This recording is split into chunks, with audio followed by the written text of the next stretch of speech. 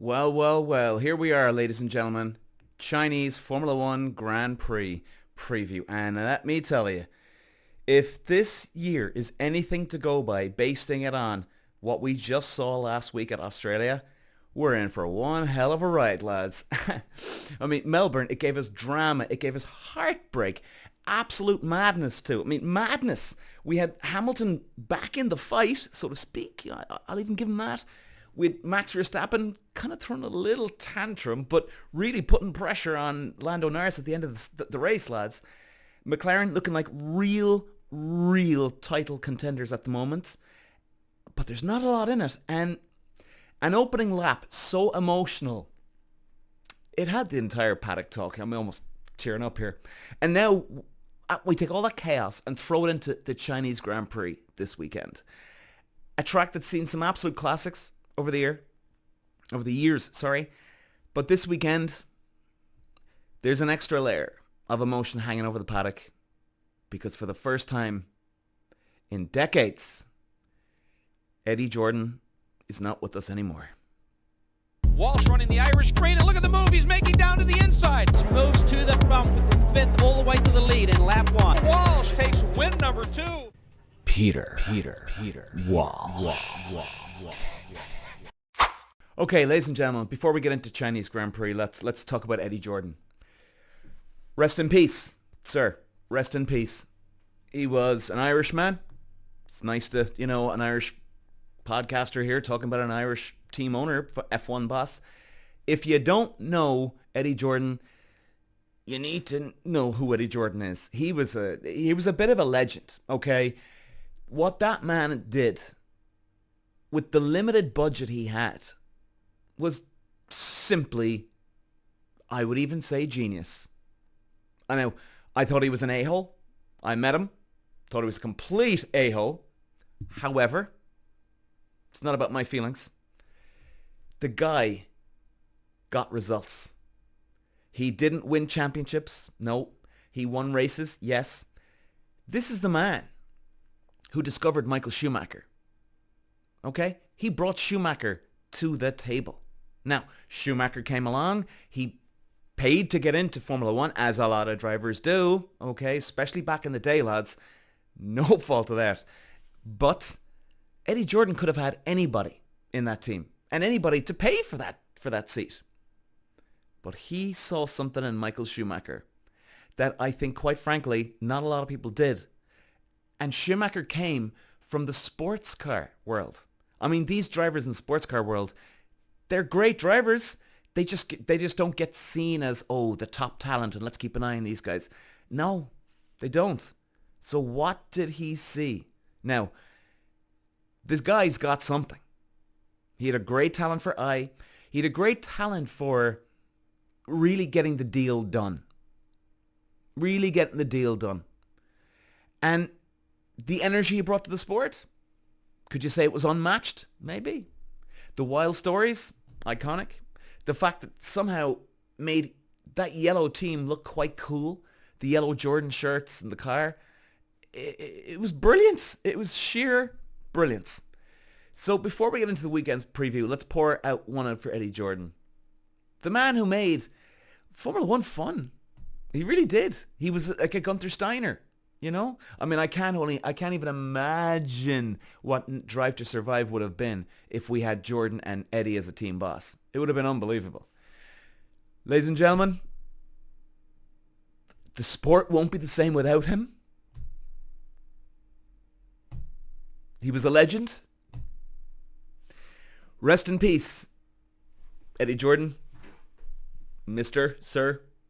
Okay, so let's move it on. Now, let's forward. So, guys, before we get to Shanghai, let's get not ahead of ourselves. Let's rewind on what we just witnessed in Australia. And the season opener was pure madness. It's unbelievable. Hamilton fighting at the front. McLaren suddenly looking unstoppable. And Ferrari finding a way to stay in the game here. To stay in the game. And these guys could be real contenders for this year, lads. Now, I think the balance of the car is a little off still. However, there's something about them here. I can't put my finger on it. I really can't. But only the next couple of races it'll tell us. And, Verstappen, I think he's realized, 2025 might not be a walk in the park for me here.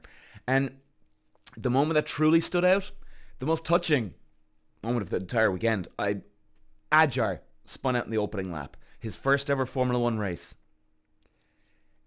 A brutal way to start the season now. Look, there's a lot more races to go. But, he's emotionally driven. He's got the fear. He's got the adrenaline. He's excited. He's got everything going on. And believe me, I know what that feels like. And then he's out in the opening lap. Gut punch for any driver. No two ways about it. But what happened next? Lewis Hamilton's dad, Anthony, runs over and hugs him. I mean, oh God, here we go again.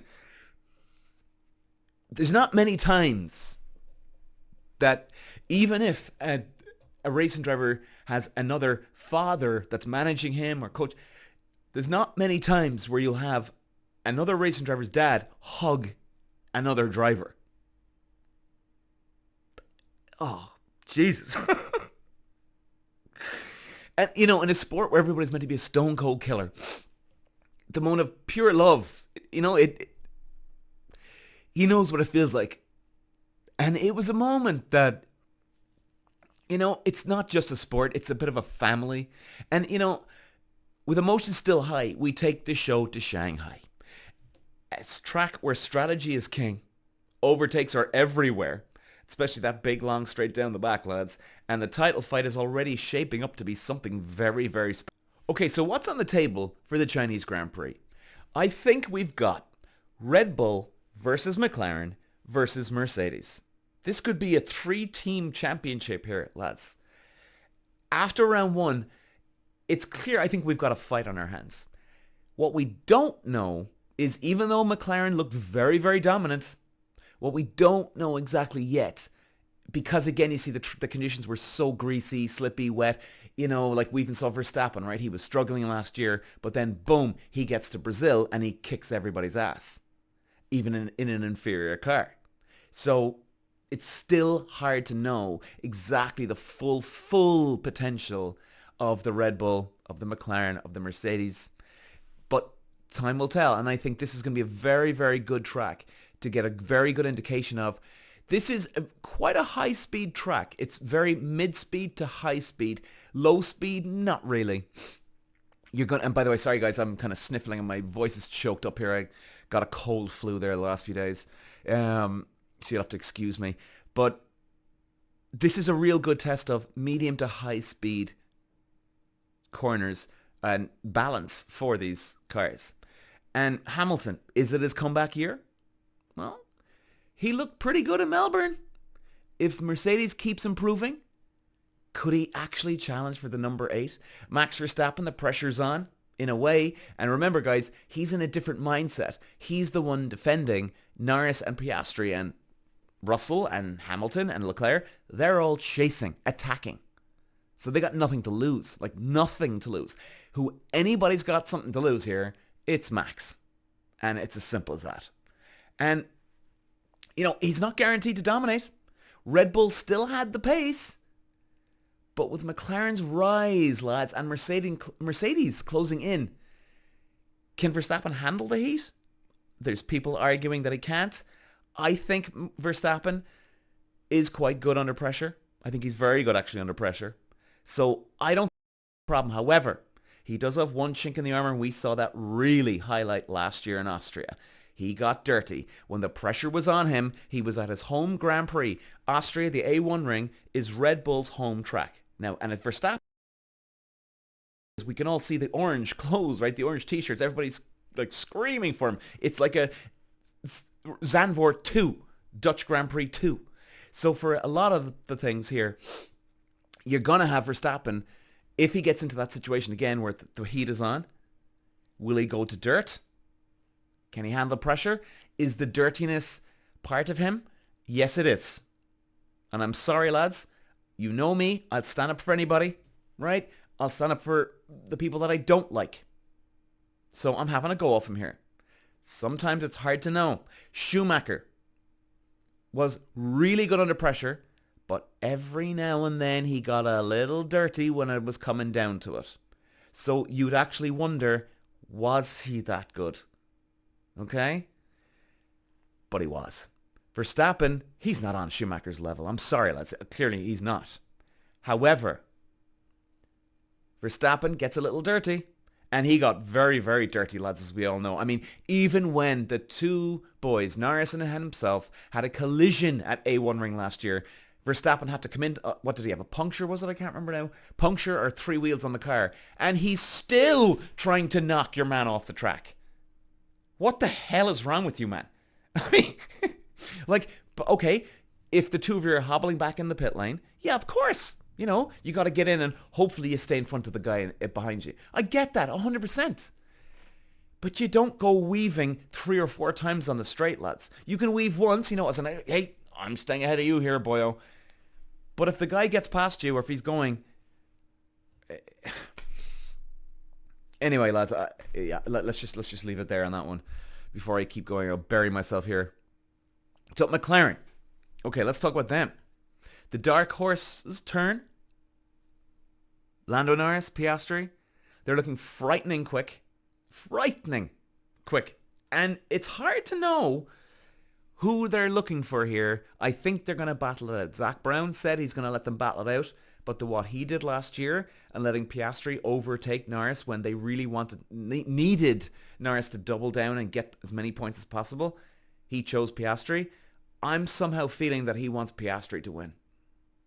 Just from results alone from last year. Now, hey, well, what can you do? You know, we're just going to have to wait and see. Okay, Ferrari. Charles Leclerc, bloody good driver.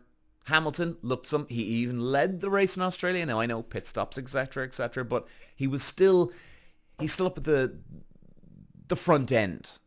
You know, you're not going to be the guy in last position and everybody or most people come in off the grid and all of a sudden you're leading the race. No. But Leclerc, I think definitely he's still the golden boy at Ferrari, and I still would have him there. He's still fantastic, lads. Hamilton, fantastic driver. And, you know, Ferrari, I'm still going to put up there to be title contenders. This isn't just another race. This is kind of the first true battle of 2025. Now, hear me out. Because, again, the conditions were so all over the place in Albert Park, that it is hard to gauge.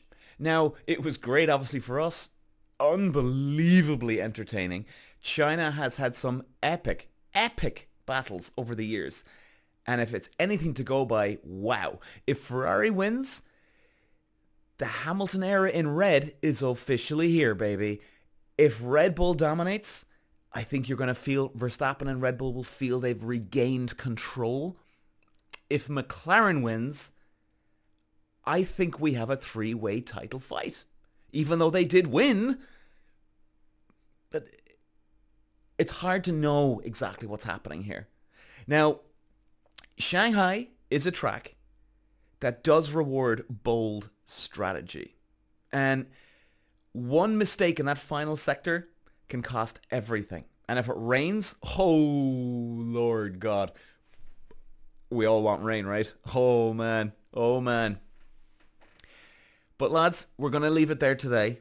Now, as you know, I always do a track preview and analysis. I go through the most important corners, etc., etc. But today, we're not going to do it. And I want to do it for Eddie Jordan. Now, I know it's nothing to do with Eddie Jordan, you know, but this is my way of doing something to show respect. And, you know, man, Eddie Jordan, sir, you were a great asset to Formula One. Legendary. What you did was absolute, true, amazing work with that limited budget that you had. You were a go-getter, man. You were a motivator. And you brought Michael Schumacher to the table. That was some insight. Some insight. Okay.